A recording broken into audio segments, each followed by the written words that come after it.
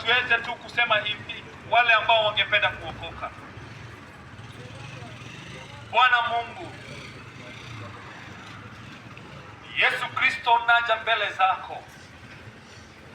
Mimi nimesikia sauti yako na nimeangalia dhambi zangu na nimekubali mimi ni mwenye dhambi.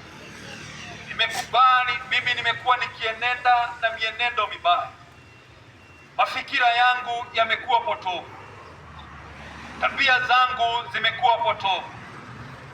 Siku ya leo neno lako nimelisikia, na Bwana, mimi nimeamua kukuamini kama Mwokozi wa maisha yangu.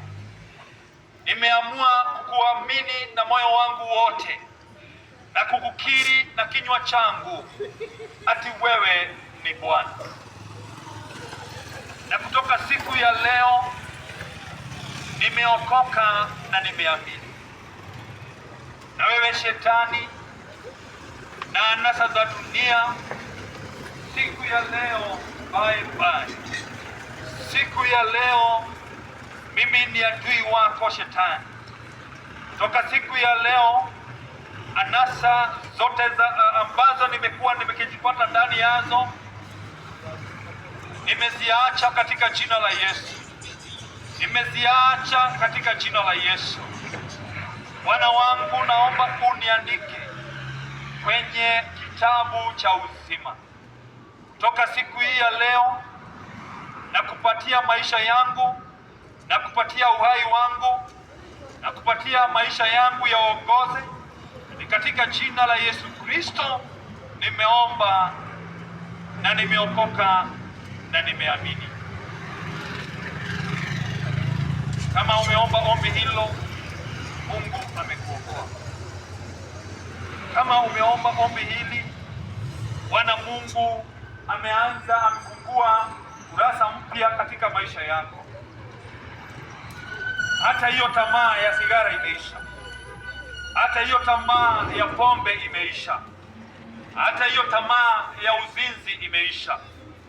Hata hizo pingu zote zimevunjika. Addiction hizo zote zimevunjika. Karibu katika upya ndani ya Kristo. Karibu katika maisha mapya ndani ya Kristo, katika jina la Yesu Kristo. Leo mapepo yametoweka. Yale mapepo ambayo yamekuangamiza siku mingi sasa hayana nguvu juu yako. Kwa hivyo naomba ukaweza kunyanyuka kwa nguvu hizo ambazo mpewa na Yesu Kristo. Mfalme huyu wa milele anaishi ndani yako. Huyu ambaye ni Simba wa Yuda anaishi ndani yako na anavuruma ndani yako, and you are not the same anymore. He who is in Christ is a new creature.